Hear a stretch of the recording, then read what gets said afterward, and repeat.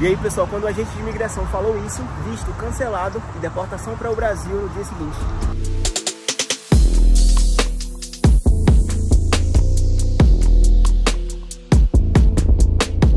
Fala galera, tudo bem com vocês? Eu sou o Jonatas do canal Vamos Bora John e hoje eu estou aqui na orla de Pompano Beach, no sul da Flórida, nos Estados Unidos, pedalando com a bicicleta que eu achei, pasmem, no lixo. Eu só precisei substituir os pneus porque estavam um pouco ressecados e murchos e aí a bicicleta está funcionando 100%. E se você está chegando agora pela primeira vez aqui no canal, primeiramente, muito bem-vindo. Falo aqui um pouquinho da minha vida nos Estados Unidos, dou dicas de imigração, como fazer para vir para os Estados Unidos da forma certa, seja para passear, estudar ou viver e trabalhar aqui no país legalmente. Então já deixa aqui o seu joinha, se inscreva aqui no canal e ative o sininho para receber as notificações todas as vezes que eu postar vídeo novo. O assunto de hoje, pessoal, eu vou falar para vocês como foram as minhas experiências passando pela imigração aqui nos Estados Unidos. E o que é que você tem que fazer para poder também ter êxito aqui na sua entrada, porque o visto é a etapa mais difícil, mas não negligencie a dificuldade de poder passar pela imigração, porque muita gente chega aqui e por conta de divergências de informação, elas não conseguem ter a sua entrada liberada e acabam sendo deportadas de volta para o seu país de origem. E para que isso não aconteça com vocês, fiquem de olho em todas as dicas que eu vou dar aqui nesse vídeo. Mas aí agora deixa eu só estacionar aqui a minha bike, vou procurar um bicicletário para poder parar e guardar ela, enquanto eu continuo o bate-papo com vocês. Vamos acompanhar aqui um pouquinho da minha vista aqui em Pompano Beach. Eu adoro essa área, muito lindo.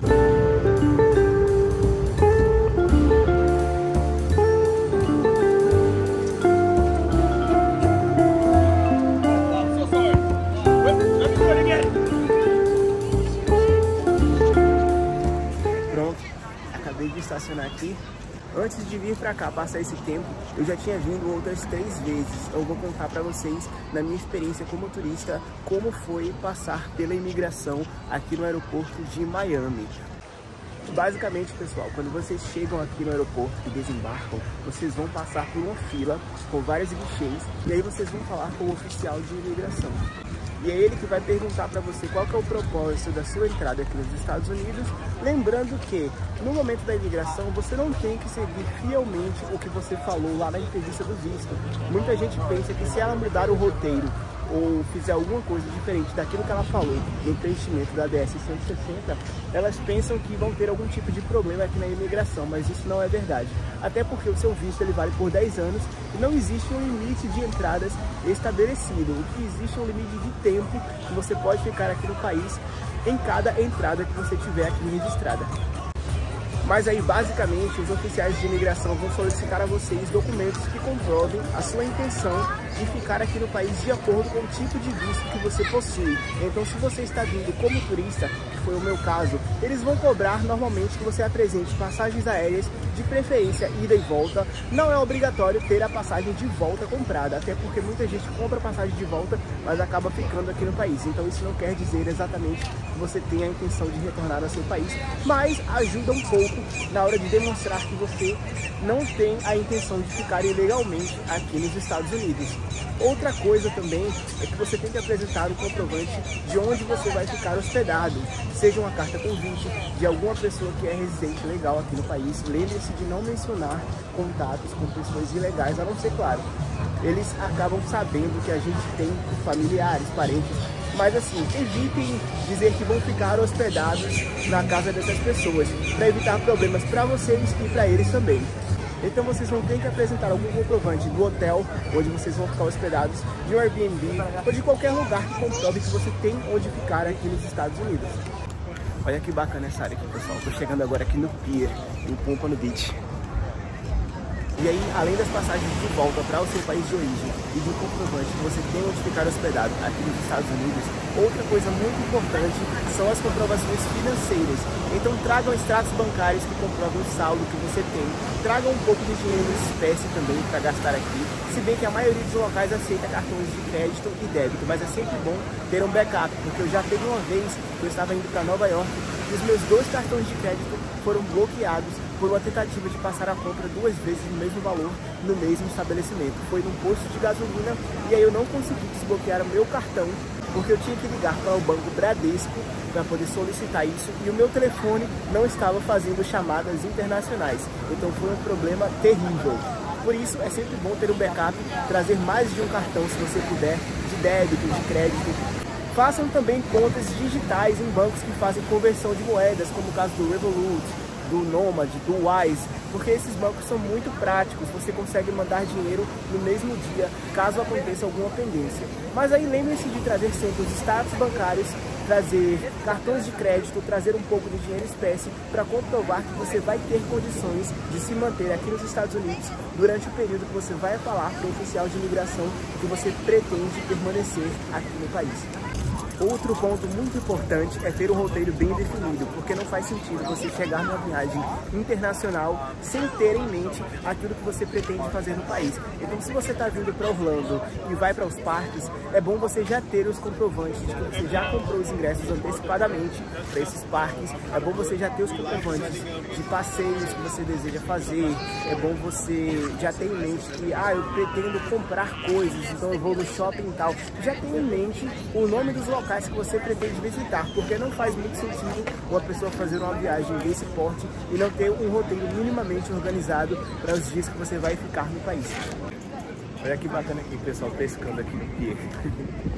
Para poder pescar, eu acho que a pessoa tem que pagar alguma taxa. Eu não sei como é que funciona exatamente, mas na entrada você tem que apresentar, né, que você vai só passar. No caso, para quem está só passando é gratuito, mas para quem vai pescar, acho que tem uma taxa aqui de $6 mais ou menos. Eu não tenho certeza agora. Mas esse aqui é um local muito agradável para quem gosta de vir ver o mar, para quem quer passar um final de tarde aqui, ver o pôr do sol. O dia hoje está um pouco nublado, mas quando o dia está bonito, assim, com o tempo aberto, o pôr do sol aqui é maravilhoso. Não é à toa que a Flórida é conhecida como Sunshine State, que é o estado dos raios de sol, né? E outra coisa que muita gente se preocupa é com a questão do inglês. Pessoal, se vocês estão vindo passear num país de língua estrangeira, vocês não são obrigados a falar a língua desse país. Por exemplo, se você vai à Itália, não é obrigado você falar italiano. Se você vai à China, não é obrigado falar mandarim. Então, da mesma forma, se você está vindo aqui para os Estados Unidos, não é exigido que você fale inglês fluente. Então, você tem que saber o básico para que a sua vida aqui seja um pouco mais fácil, para você não ter dificuldades. Mas aí você não tem que falar o inglês fluente para poder se virar aqui. Até porque, principalmente em aeroportos como aqui em Miami, por exemplo, a gente tem uma comunidade latina muito grande aqui no estado da Flórida. Então a maioria das pessoas nos aeroportos também conseguem se comunicar em espanhol e fica muito mais fácil para os falantes do português compreenderem o que eles estão dizendo. Tentem pelo menos saber falar o básico em inglês, mas caso vocês não consigam, isso não é um requisito que vai te impedir de entrar aqui no país. E aí, falando um pouco agora da minha experiência na primeira vez que eu passei pela imigração, eles só perguntaram basicamente onde eu ia ficar hospedado. Então eu ia passar alguns dias em Miami, de lá eu tinha alugado um carro e eu estava indo para Orlando. Então eu mostrei para ele lá o comprovante de que eu estava com o carro alugado, de que eu já estava com o hotel reservado em Miami e em Orlando. E aí foi super tranquilo, porque ele não precisou me perguntar nada em relação ao quanto de dinheiro que eu estava levando. Na primeira vez que eu vim, eu trouxe em espécie $1000. Eu não trouxe um cartão de débito pré-pago internacional, só estava com o meu cartão do Brasil normal, que também funcionava aqui em casos de emergência, e eu trouxe também cartão de crédito. Então, caso necessário, traga um extrato que comprove o limite do seu cartão para mostrar que você vai ter condições financeiras de se bancar aqui durante a sua viagem. E lembre-se, pessoal, antes de vir ao exterior, façam o aviso de viagem no aplicativo do seu banco. A partir desse aviso, o banco vai ficar ciente de que você vai estar no exterior durante aquele período e as compras não vão ser negadas. Se você esquece de fazer isso, muito provavelmente o seu cartão vai ser bloqueado e é muito mais burocrático acessar o canal de atendimento dos bancos ligando a partir de um número aqui nos Estados Unidos. Especialmente porque muitas pessoas que vêm para cá passear, elas compram um chip que dá direito apenas à internet, porque é um pouco mais barato. Então você não vai conseguir fazer ligações internacionais. Eu falo isso porque eu passei por essa experiência. Os meus 2 cartões de crédito foram bloqueados durante uma viagem. Eu estava indo para Nova York e fiquei meio desesperado. Tive que pedir para o meu irmão pagar uma fatura de um cartão que ele tinha usado meu emprestado para poder liberar o limite e eu ter um backup ali, né, caso alguma emergência acontecesse.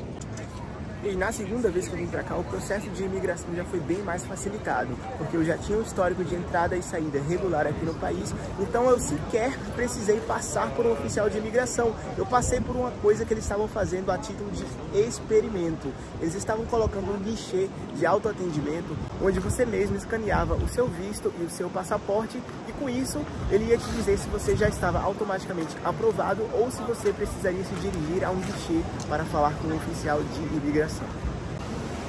Na terceira vez que eu vim, eu precisei passar pelo processo de imigração. Eu não sei como é que estava funcionando mais aquela questão do guichê de autoatendimento. Tinha sido uma coisa experimental, então eu não sei se eles pretendem levar isso adiante. Eu sei que para as pessoas que vêm, que têm a cidadania europeia, por exemplo, elas conseguem passar pela imigração ainda nesse método, porque elas já têm a sua entrada muito mais facilitada aqui no país. Então elas só precisam ir lá até o guichê de autoatendimento, colocar o seu passaporte e eles vão verificar se essa pessoa já está com o aviso de viagem, né, o ESTA, que permite que cidadãos europeus entrem aqui no país. Mas aí, nesse caso, eu passei novamente lá na imigração para falar com o oficial e aí ele só fez perguntar para onde eu estava indo. Ele já tinha visto que dessa vez eu já tinha 2 entradas regulares com saídas em curto período aqui nos Estados Unidos, então foi muito mais fácil, ele não ficou fazendo muitas perguntas. Ele só fez o reconhecimento das linhas digitais, que é a mesma que eles fazem a coleta lá no momento em que você tira o seu visto lá no CASV ou diretamente no consulado para as cidades que não possuem CASV. E aí, depois que ele fez o meu reconhecimento biométrico, que viu o meu histórico de entradas e saídas, ele perguntou apenas o que eu vinha fazer aqui nos Estados Unidos. E aí eu falei que eu vinha comprar algumas coisas e também eu estava indo visitar Nova York. E aí ele falou bem-vindo aos Estados Unidos e mais uma vez a minha entrada foi super facilitada. Mas, infelizmente, nem todo mundo tem essa facilidade que eu tive quando vão entrar aqui no país. Como é o caso, por exemplo, de uma amiga minha. Essa minha amiga, gente, ela teve um problema muito sério por conta de informações que estavam no celular dela. Tenham muito cuidado mesmo com essa questão de celular, gente, com as informações que vocês guardam no celular de vocês, com os grupos de WhatsApp dos quais vocês participam, porque eu já vi vários casos concretos, inclusive uma amiga próxima minha, ela foi deportada porque os oficiais de imigração aqui no aeroporto de Miami encontraram no celular dela uma conversa no Tinder, falando que trabalhava nos Estados Unidos por 6 meses, voltava para o Brasil e ficava mais 6 meses. E aí, pessoal, quando o agente de imigração falou isso, visto cancelado e deportação para o Brasil no dia seguinte. Ela não pode mais solicitar um novo visto pelo prazo de 5 anos. E além disso, mesmo daqui a 5 anos, quando ela for tentar solicitar um novo visto, muito dificilmente o visto dela vai ser aprovado. E aí ela está impedida de entrar nos Estados Unidos, né? Isso é muito triste. E aí, pessoal, outra coisa para a qual vocês têm que estar preparados aqui na imigração dos Estados Unidos é a famosa salinha. Porque quando eles levam as pessoas para essa salinha, quer dizer que eles têm alguma desconfiança, alguma coisa que você falou ali com o primeiro oficial não foi muito convincente. Então eles vão te levar para essa salinha para poder fazer uma revista com mais critérios. E aí eles vão abrir tudo que tem na sua mala, vão te investigar de cabo a rabo, como diz a história, né? E vão olhar as mensagens, as informações, as fotos, os grupos de WhatsApp, tudo que você tem no seu celular. Então hoje o celular é um dos principais inimigos do imigrante que tem alguma informação a esconder. E outro ponto, quando o imigrante está indo direto para a salinha, é a questão da pressão psicológica. Gente, eles vão colocar uma pressão absurda em vocês. Todo mundo que foi falou a mesma coisa. Eles querem pegar você na mentira, querem fazer com que você entre em contradição. E aí eles vão ficar perguntando muitas vezes a mesma coisa, várias e várias vezes, para ver se você dá versões distintas do mesmo fato. Então, sejam coerentes, mantenham a calma e deem uma versão só da história. E aí, certamente, depois de toda a pressão, eles vão te liberar e vão dizer bem-vindos aos Estados Unidos. Atentem-se também aos objetos que vocês trazem na sua mala, porque pode dar indícios de uma coisa que você nem tem a intenção de fazer. Então, por exemplo, se você está vindo para uma viagem a turismo, por que você está trazendo fotos de família ou, por exemplo, objetos pessoais que não são comuns numa viagem, uma ferramenta de trabalho? Esse tipo de coisa pode levantar suspeitas desnecessárias. Então sejam coerentes. Se você está vindo viajar, traga coisas que sejam coerentes com o propósito da sua vinda aos Estados Unidos. Estejam atentos também a objetos que são proibidos, como alguns remédios, por exemplo. Pesquisem direitinho a lista de medicamentos que são proibidos aqui nos Estados Unidos, para que você não passe por uma situação de revista desnecessária.